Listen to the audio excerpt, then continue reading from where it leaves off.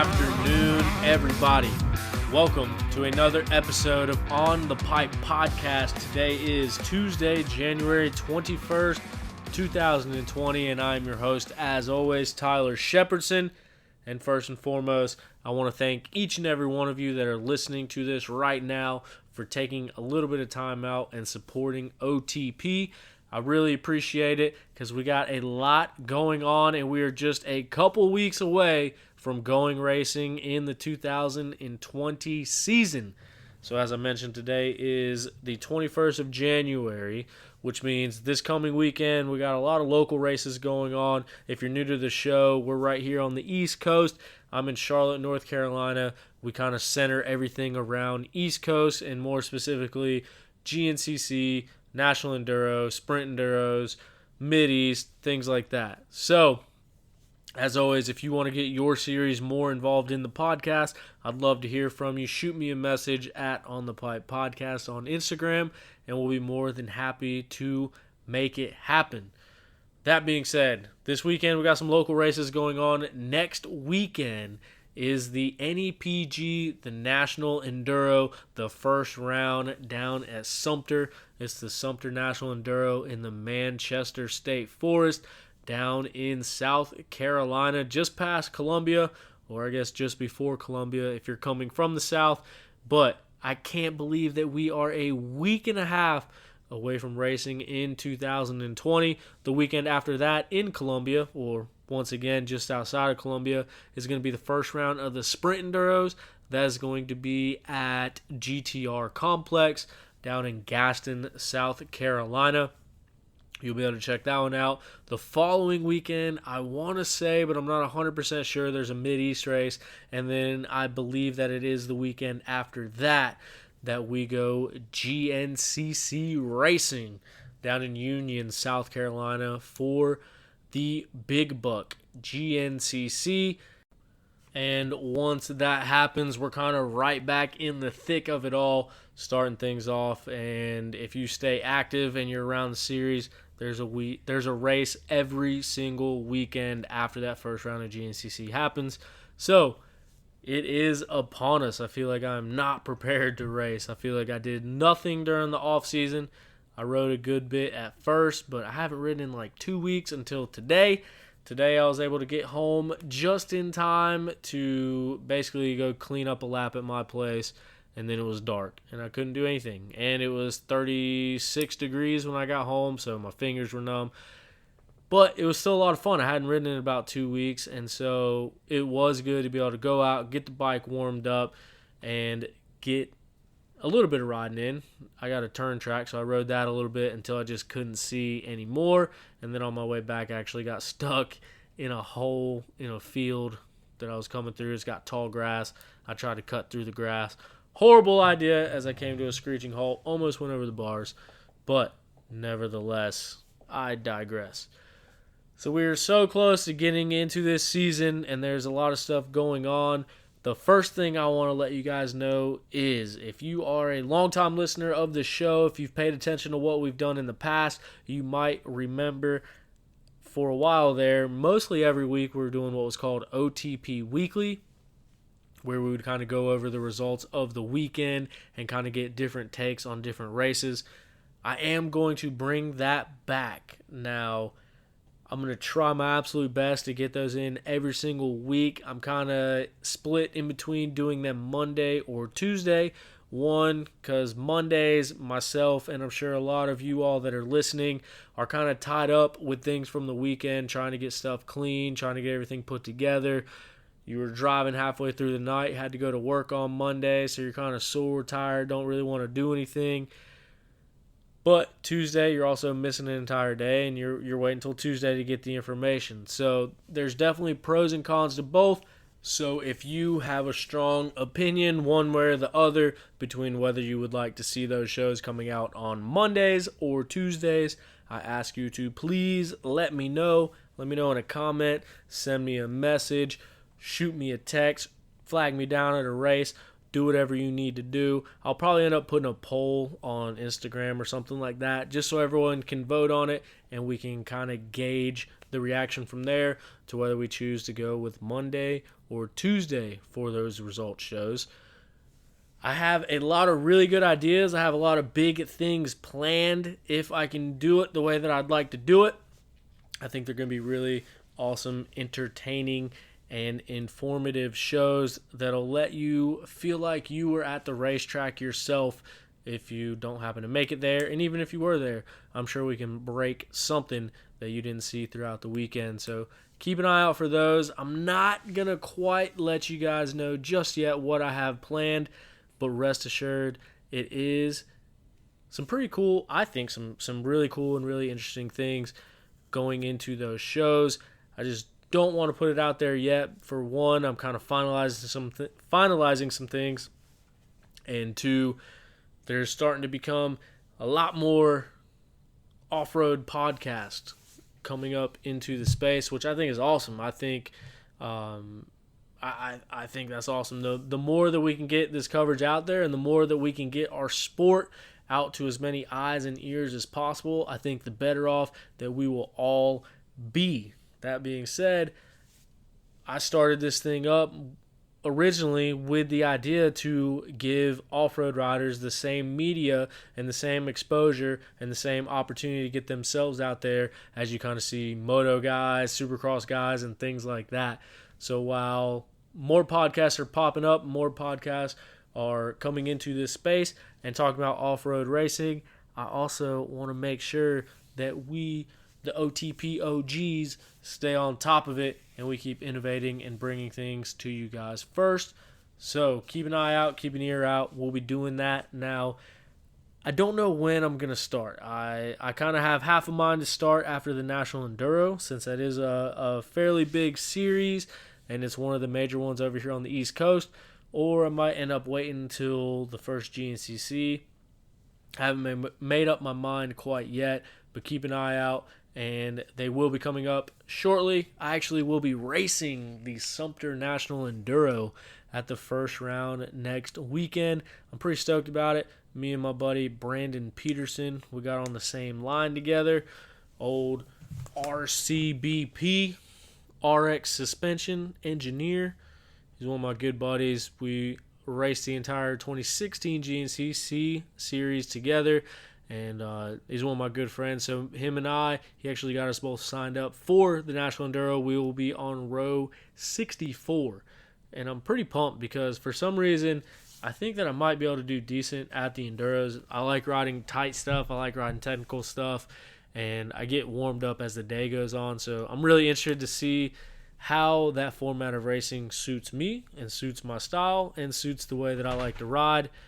But as I mentioned earlier, I am not prepared. I feel like I didn't do anything over this off season to get prepared, and now it's a little bit too late, but I'm going to cram it all in and we're going to make it happen because eventually we'll get warmed up. Might be a few races in, but we'll get there.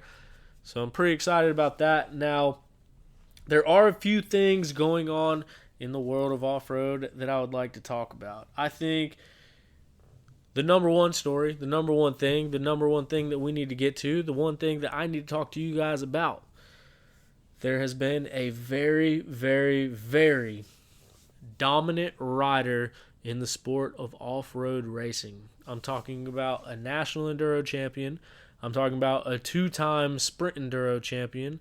I'm talking about a 7-time GNCC overall champion, and I'm talking about a 2-time ISDE world champion. Of course, I'm talking about the 557 of Kailub Russell, who has been on a tear ever since he moved up into that pro class. He's just dominated it ever since then. The big news coming from Kailub Russell that he will be calling it quits after the 2020 season, which is really big news. That's a really big deal. Now, we kind of talked about it on the last show when I was with Thomas and Tyler. One thing that I mentioned in that show is that on all of Kailub's stories, I was seeing the 557 on all the bikes. And Kailub obviously has been running the number one for 7 years now in GNCC. Well, 6 years in GNCC. And this year he came back to the Sprint Enduro Series. So he wasn't racing them for 3 or 4 years. He came back, and so he was running 5.57 at the Sprint Enduros last year. He ended up winning the championship, which means when he goes back to the Sprint Enduros this year, he'll be running a number 1 plate. So he's going to be running number 1 at GNCC. He's going to be running number 1 at Full Gas. So there's really no reason to have a 5.57 on his bike. But I noticed in all of his videos and all of his training clips, all his bikes said 5.57. And now I knew no information about this. I didn't know anything about it. But when we were sitting there talking for the last podcast, one thing that I kind of mentioned is that I noticed the 5.57s. And could it mean that the end was in sight for KR 5.57? And maybe he wanted to go out his last year running the 5.57. And since that podcast and now, it has came out that Kailub Russell is calling it quits after the 2020 season. Now, that being said, I still have no idea if he's running 5.57. That was just my thought process of trying to figure out why that number was on his bike. And I was thinking maybe he wants to run his number for his last year. I have no idea if he's running 5.57. I have no idea if he's running number 1. That's just the things that I put together. And I was actually pretty shocked and surprised to see that he did announce his retirement from GNCC XC1 Racing. And I think that's an important thing to note right there, is that he announced his retirement he said this would be his last year in the XC1 class at GNCC. And that just leads me down all different rabbit holes. I don't know what to think about that. I don't know what to make of it. He says it's his last year in XC1, and in the interview, it also says that he will be racing through 2021. So there's all sorts of things that are going through my head from this. Last year of XC1 Pro, what does that mean? Does that mean he's going to come back the following year and race XC3 on a 125 in the 125 Pro-Am class? After all, that's what that class was made for. That's what that class was designed to do. It was for former champions to come back and be able to race a pro class on a 125. If you guys don't remember, that's why we saw Jason Raines. That's why we saw Paul Whibley. That's why we saw Jason Thomas. I mean, that class was largely made for Jason Thomas. I mean, I don't want to say it was made directly for him, but in a kind of roundabout way, it kind of was. I mean, Jason won an XC2 championship. In the GNCC rules, it says you can then defend and stay and defend your XC2 championship. So he ended up winning 2 XC2 championships, moved up to XC1, wasn't really cutting it in the XC1 class, and wanted to go back down to XC2, trying to find a loophole, because it says that you have to move up after you defend a year, but it doesn't say how long you have to move up for. And that's why Jason was trying to go back down to XC2, because he was out of XC2 for a year or 2 years or something like that. So he tried to use that loophole to get back down into the XC2 class, and that is when the age rule came into effect. For a few years, though, XC2, you had to be between the ages of 17 and 24 years old to be able to race it, which I think that rule was largely for Jason Thomas. It was kind of made because of that whole thing.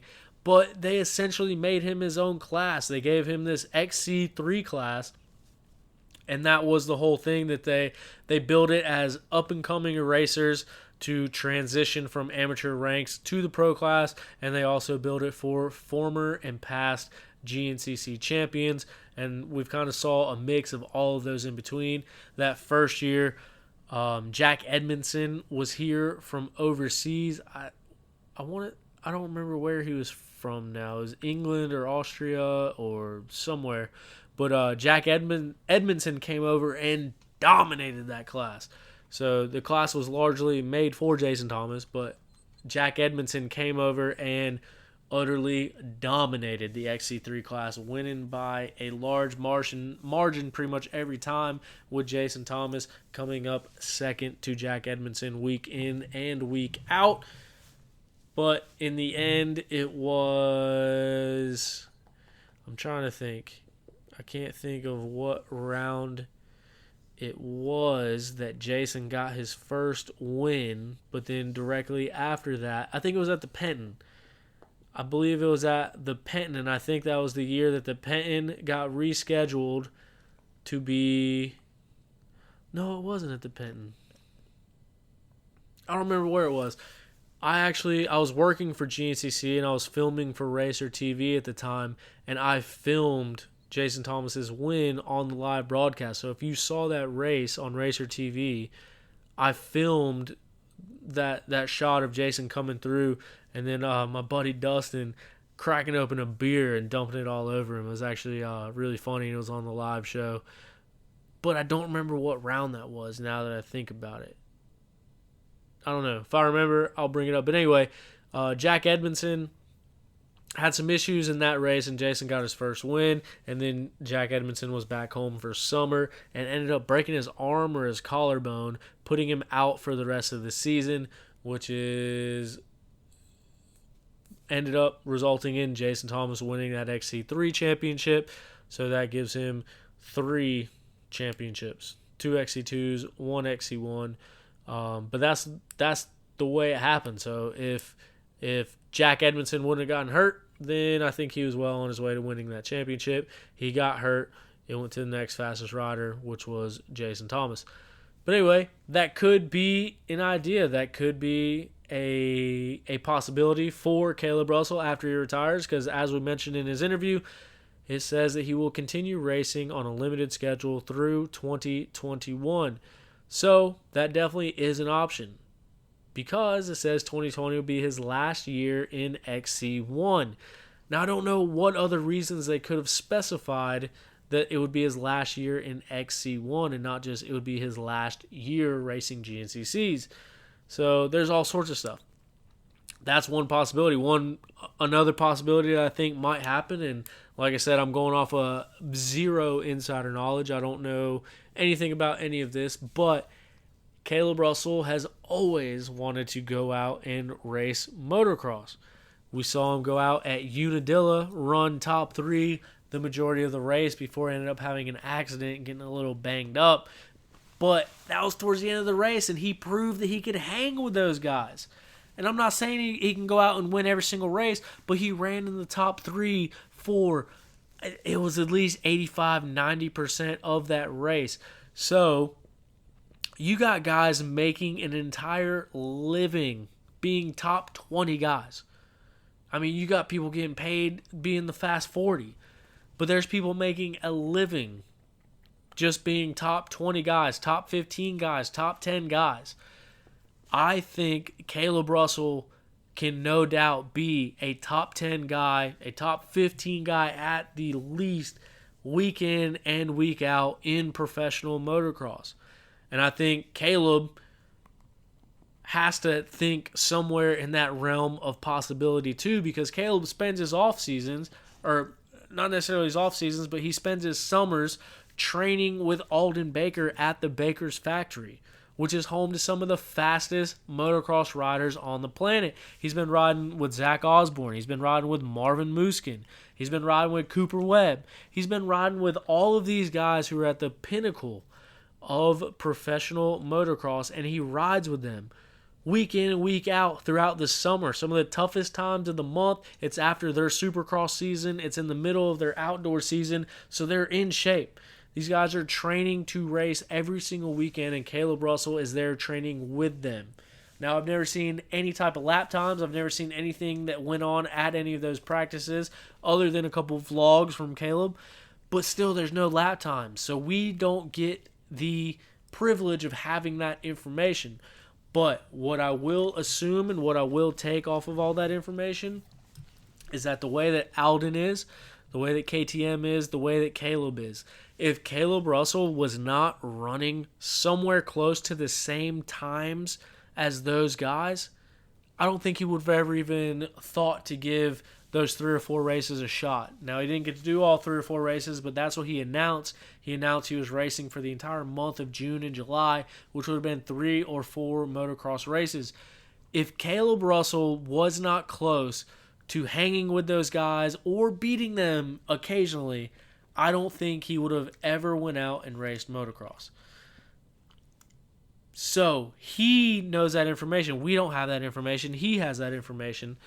So if he knows that he is within those guys' times and that he can hang with them for 30 minutes plus 2 laps, then maybe that's what he wants to do. Maybe if he wraps up 8 championships in a row this year, that factory KTM on the moto side will give him a bike to go out and race the outdoor season in 2021, which solves both of those problems because, one, that's him racing, but it's not him racing XC1 and GNCC like all the headline says, and two, it says a limited schedule in 2021. What could be more limited than starting racing outdoors in April or whenever they start racing in outdoors? I believe it's in April. So that means GNCC has started. That means National Enduro started. That means Sprint Enduro started. That means all of that stuff has started. But Kailub will be waiting for the first pro outdoor race. So that could solve, because then he'd be racing on a limited schedule because he's not racing what everybody else is racing. And he won't be racing XC1 and GNCC. So that is my other idea, that Kailub Russell might be racing pro outdoor moto in 2021, because going back to the lap time thing, I don't think he would have ever went out there and put himself out there if he wasn't close to their times, because Kailub Russell, as a 7-time GNCC champion, he does not have the mentality of going out there to make the top 40. He wasn't going to go out there to make the main events. He wasn't going out there to make it on TV. He wasn't going out there to get 30th place. He was going out there to score points and to get in the mix, to get in the top 10, to get in the top 5, to get on the podium. He was going out there with that intention. There's no way that anybody can convince me that Kailub Russell goes to any race and does not expect to be at the front. I think that's the point in his career that he is at, and I think that we could see a 2021 Kailub Russell 557 machine in pro outdoor motocross. And let me tell you something. Of all the ideas and of everything going on, I think that would be my favorite. That would be absolutely insane. I think Kailub is 28, 29, 30. I think he's 30. I'm pretty sure he just turned 30 not too long ago. Point is, he's not that old. He is still, he's got a season. I mean, racing 3-hour GNCCs, I think he can go to a pro outdoor moto, put in 2 30-minute plus 2 motos, and still be competitive. I think he is still very close to, if not in his prime right now, and I think he could go out there and run in the top 10 consistently, and I would love to see it happen. I would love to just see what would happen if that, I mean, there's always that conversation between woods guys and moto guys. There is not a better woods guy that we could send over there to test the waters than Kailub Russell. I mean, there's been other guys trying to qualify for outdoor nationals. Those guys are not Kailub Russell. Kailub Russell has dominated off-road. So he is the best that we have going over there, against the best in motocross. So I think it's a perfect storm. And with him stepping away from GNCC, I think it would make perfect sense for him to get on a factory 450 KTM and go race pro outdoors in 2021. I would love to see that happen. I think it would be awesome. What that also means for these GNCC competitors, all these young guys and guys that have been around for a while, like the Stu Baylors, like the Thad Duvals, this opens the door. They go into this season, and Stu has said this before in interviews. He said he goes into the season wondering how they can beat Kailub. And I'm sure that's not just on his mind. That's not just on Thad's mind. That's not just on one single person's mind. That is on everybody's mind. Everybody goes into these seasons going, how can we beat Kailub Russell? So going into this season, all these guys have that same exact mentality and that same exact mindset. They know Kailub's going to be on the line with them. They know that Kailub has won 7 in a row.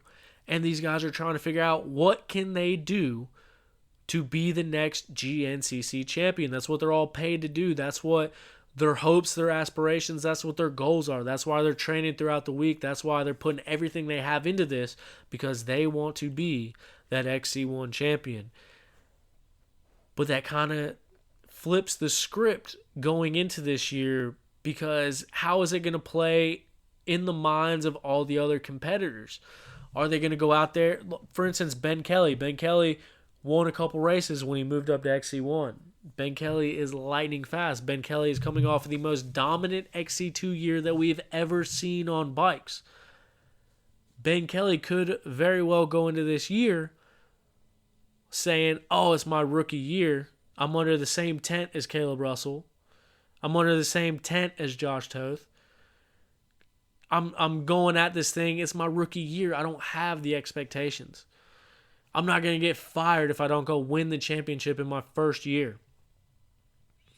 Maybe I can ride behind Kailub and learn something and see what he does. Ben Kelly can go into this year free and clear. He has absolutely no expectations to perform. I don't want to say that. He's not going to lose his job if he does not win the championship this year. I think a lot of people think that he can. I think he is one of the favorites going into this season. But what I'm saying is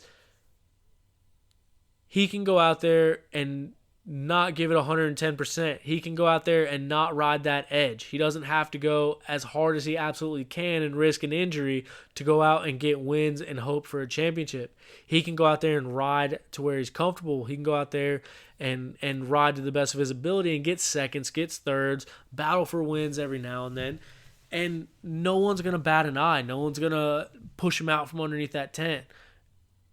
Or Ben Kelly could go in saying, this is my only opportunity to line it up against Kailub Russell. Now, it is completely possible for Ben Kelly or anyone to go on a run just like Kailub did after this season.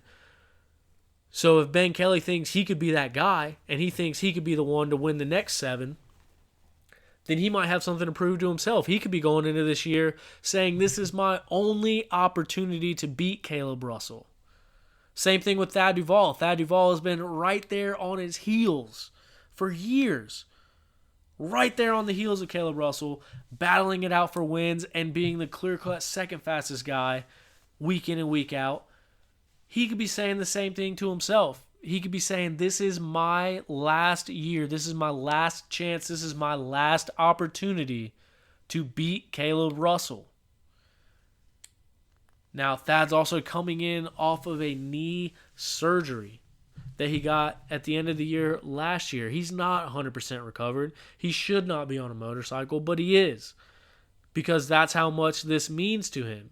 Now, would he be pushing his injury and be pushing coming back sooner if that wasn't his mentality?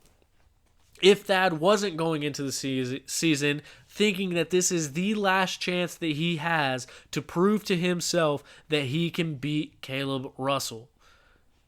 That could very well be the reason why he's trying to rush this thing and why he's trying to get back and why he's trying to make sure he's at the first round. Because the fact of the matter is, after 2020, if Kailub Russell wins this thing, then none of them will ever be able to say that they beat Kailub Russell for an XC1 title. This is everyone on that front line's last opportunity to do that. And I don't mean to sit here and harp on it, but the fact of the matter is, these are the things that you have to think of. Kailub Russell is the most dominant person. Kailub Russell has won 7 in a row. Kailub Russell has the most GNCC wins in GNCC history. These are all very important things, and these are all stats and things that every rider on that front line knows. They know this going into every race. They know this going into every season. And now this year, they're going in knowing that this is the last year that Kailub will be on that front line with them. And it kind of leaves the door wide open from here, because where do we go after this? There's no way to predict who could win that championship, because everyone could win that championship. The wins last year went back and forth. The wins over the past few years have gone back and forth. Anybody can go out and win that championship between Stu Baylor, Grant Baylor, Thad Duvall, Ben Kelly, Josh Toth, Trevor Bollinger, Ricky Russell, all of these guys, Josh Strang, who's a former XC1 champion himself. All of these guys, Jordan Ashburn, look at what Jordan Ashburn did at the Mountaineer last year. The Mason-Dixon. He went out there and he led 85% of that race until his bike blew up from dust. Any single one of these riders have the ability to go out and win races and win championships. That's why all of them are paid to ride dirt bikes. That's why all of them are on that front line. Any single one of them can go out and win this thing.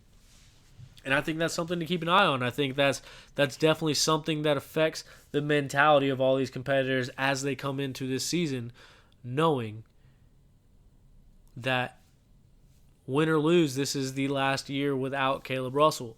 So it like I said, it does go both ways. They can either lay back and know they need to kick it in gear next year, or any single one of these riders could be the person to dethrone Kailub Russell, which I think is an extra carrot being dangled in front of their faces. I think that if you are an XC1 pro rider and you're going in to this year, that adds to that championship. If you happen to win the XC1 championship, that adds to it if you beat Kailub Russell to win it, in my opinion. So it's just a little bit of extra motivation and a little bit of extra inspiration for every single one of those other riders on that front line. Lane Michael switching over to that Yamaha, he'll be out there racing it too, which Lane Michael in raw sprint speed is one of the fastest guys out there, no doubt about it. But can he put that all together? Can he hold that pace for 3 hours? These are all things that we have yet to see, but it could happen. It could happen at Big Buck. It could happen in Florida. It could happen in Georgia. It could happen at Steel Creek. It could happen anywhere. He could kick it into gear at any time. He has the ability. And these are all things that can happen. And it's all things that we'll be looking for to happen coming in to this season. Now, speaking of these competitors and getting the competitive edge, there's a lot of different things that people do in the off season. There's a lot of different things that work for different people. A lot of people are working their asses off. A lot of people are keeping what they're doing a secret. I mean, some guys you see posting stuff on social media all the time of what they're doing. A lot of guys, they don't want to let you know what they're doing so you don't see what they're doing. We got a whole crew of some Husqvarna riders up north bleaching their hair blonde. Who knows? Maybe that's the competitive edge. You got Thad Duvall, Craig DeLong. I think Ben Parsons did it. Tristan Landrum did it. I know they were talking about Ricky Russell doing it. To my knowledge, he hasn't done it yet. We'll see if he does it. But you got to think, if any one of these guys comes out and wins the first round at Big Buck, you can't tell them that it wasn't because of their bleached hair. None of them won XC2 last year, so maybe bleaching their hair is the secret sauce. You don't know. I mean, people do all sorts of stuff. Which, fun fact about that, I have bleached my hair 3 times, completely blonde, for wrestling. In high school, it's a big thing, and college, really. When you're getting to the end of the season, the state championship portion of your season, it's what your whole season culminates to. It's what you've been working towards. One of the popular things is to bleach your hair.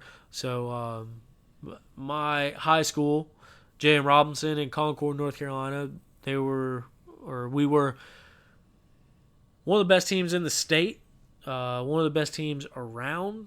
We actually won the dual team state title my senior year, so going into that, we all bleached our hair. But a few years prior to that, we bleached our hair for individual states too. So you have the team state tournament, and then you have the individual state tournament, and one of the popular things to do is bleach hair. Now, the reason I say that is that you go to any high school wrestling state championship in any state across this country, you're going to see a lot of people with bleached hair. It's just kind of a wrestler thing to do. It's kind of like a tradition. It's kind of a good luck charm.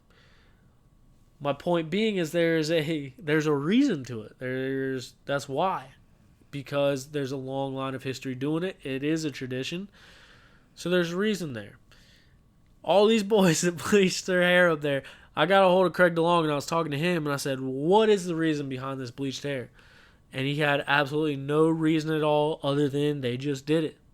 No bets, no pact to do it together, no rhyme or reason. They just all bleached their hair blonde, which I think is awesome. So that's the quick and short story behind the bleached hair for the Husqvarna guys and coastal Husqvarna guys and Rockstar Husky guys. And I don't know if Tristan's going to be on a Yamaha this year or a Husky. Ben, I don't know if he's going to be on a Cowie or a Husky. I don't know what any of them are doing, but they all bleach their hair and they're all training together and riding together. So maybe it gets them into the mood to train harder. Maybe they're all pushing each other harder now that they're all looking like Eminem with some peroxide hair. No, I'm just kidding. You never know. I mean, it's little things like that.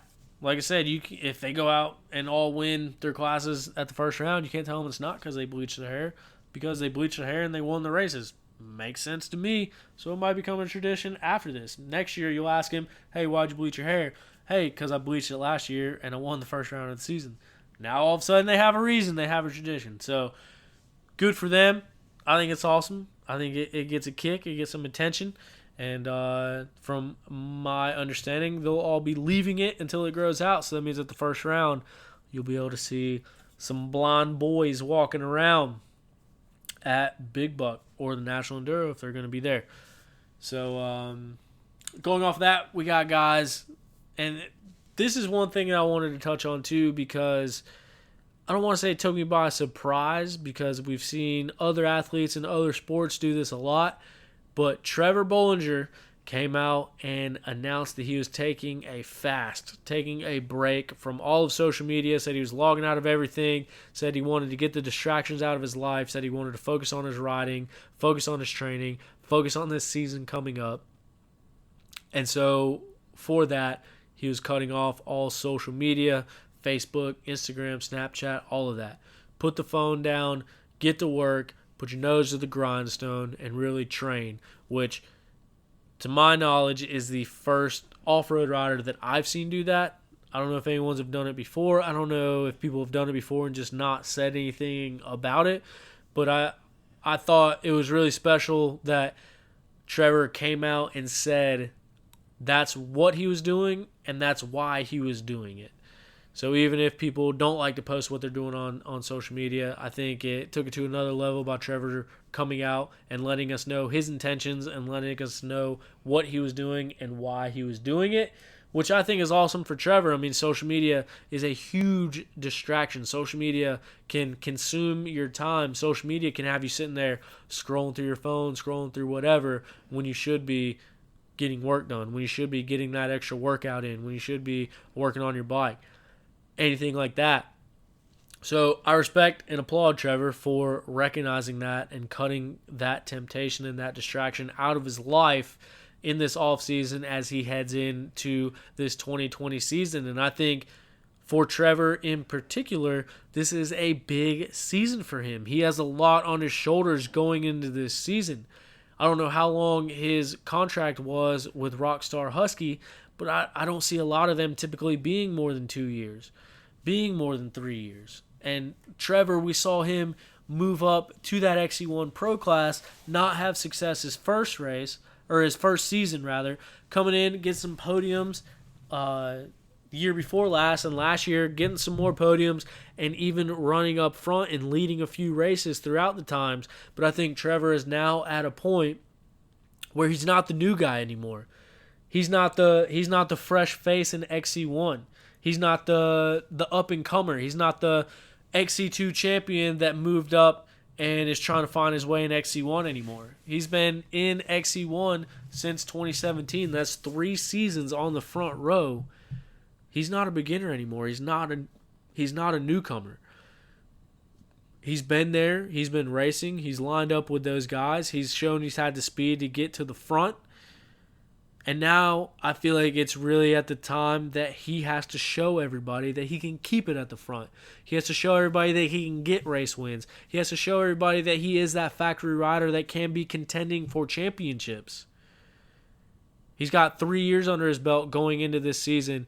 It is time where Trevor Bollinger really has to dig in deep and really has to show that he is a contender in this XC1 class.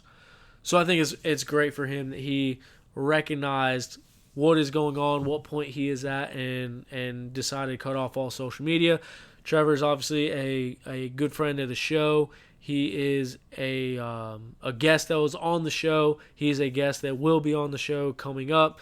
We would have done it already, but he's down in Florida training. So Trevor will be coming back on the show. Like I said, he is a good friend of the show, and just wanted to speak on that real quick because I think that is really cool. I think that is a good idea, and if it helps, it helps. If it works, it works. So it'll be interesting to see if Trevor comes out and has success, if more people will kind of follow that pathway as well. And like I said, other people in other sports do it. Can't really think of any examples off the top of my head other than Aaron Rodgers. Aaron Rodgers, quarterback for the Green Bay Packers. He kind of does the same thing throughout. I think it's throughout the entire NFL season until this year. He had no social media, and obviously more people watch GNCC than NFL, so Aaron Rodgers doesn't have quite as much people to worry about as the Bollingers and the Baylors. You know what I mean? I think GNCC is definitely pulling more people than the NFL. But, even in our sport, you post, one of these guys posts something, and all of a sudden you got the trolls, the guys that are riding their KDX 200s in overalls and work boots, talking about how slow you are and how much you suck and how you'll never win and how you'll never do this and never do that. I mean, that can affect people. That can affect a mentality going into the season. That can affect a mentality in the middle of a season. That can affect somebody the weekend before a race. So it's just another distraction to cut out, and I think that Trevor Bollinger could really see some benefit from doing that and taking this step and stepping back from everything and really focusing on himself and focusing on his training and, more importantly, focusing on this 2020 season, which starts for him next weekend because he will be running the National Enduros, which we got to kind of mention that Stu Baylor switching bikes heading into this season, the National Enduros, as a 3-time I think he's a 4-time champion. I'm pretty sure he's a 4-time champion. I'm pretty sure he won it once before, and I think he's won it back to back to back now. So I think he's won 3 in a row, 4 total.